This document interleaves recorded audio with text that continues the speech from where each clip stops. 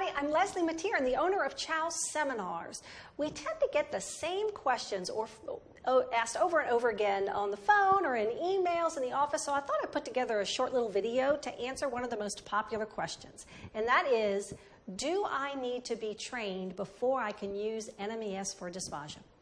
And the answer is yes, and don't you let anyone tell you otherwise. Look, you worked so hard to get your C's, your OTR, to get your license. Protect it. Protect yourself. Protect what you worked hard for. Don't take other people's words for it. Do your research. So let me give you a little background story and help you fill in some of the blanks, some of the questions that you may have about this. Way back in 2000, 2001, 2002, Chattanooga Group, the original manufacturer of the VitalStim device, applies to the FDA to have that VitalStim device cleared to market. Because it was the first device of its kind where you could actually put electrodes in the anterior portion of the neck, they had to do about 15 million and one extra steps than a normal FDA application would go through.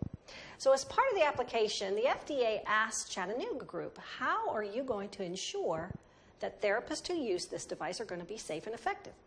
And the answer was, we're going to bring in an independent education company to run and manage and handle all of these competency courses.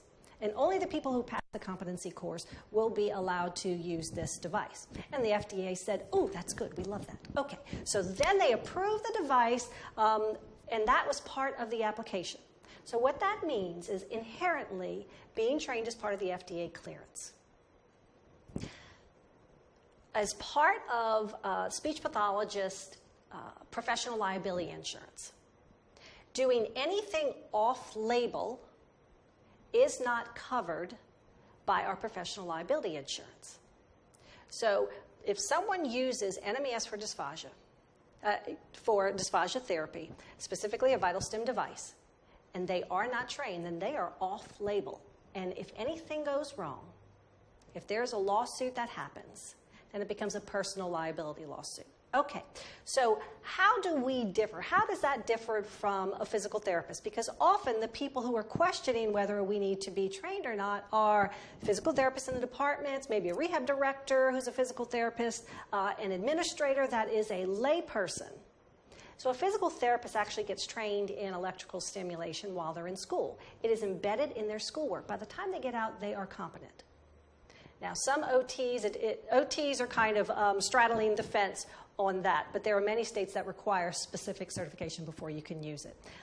Read those Code of Ethics also and the state licensure and state practice acts for that.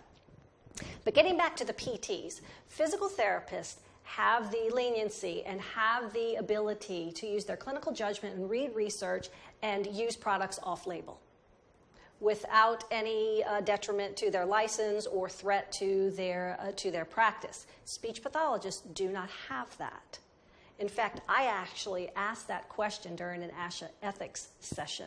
I asked whether or not a speech pathologist can use a device off-label and still be covered by their professional liability insurance, and unanimously the answer was no. So protect yourself.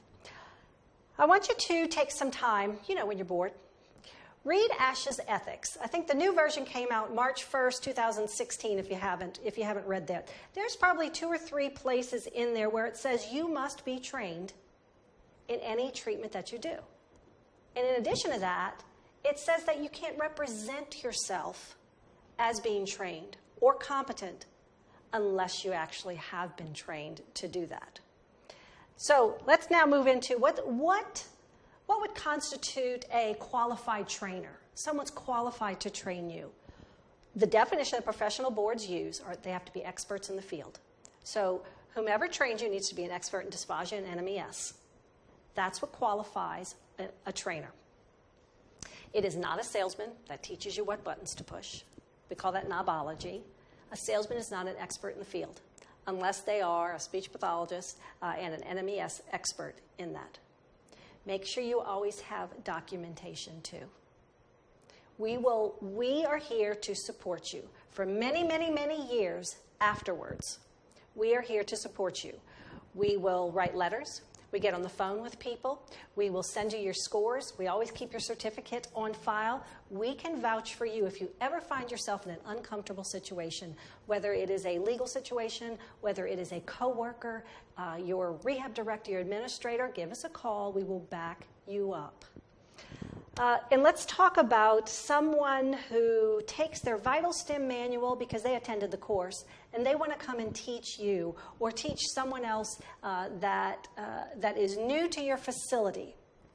That material is copyrighted and owned by Chow Seminars. So using that information to teach someone else is copyright infringement.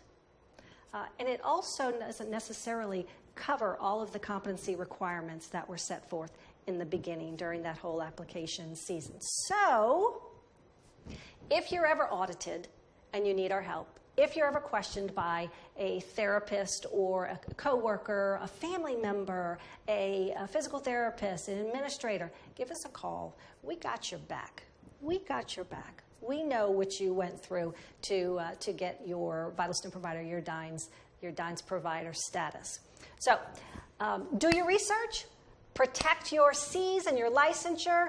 Keep doing great things out there and keep the questions coming. Y'all have a great day. Ciao.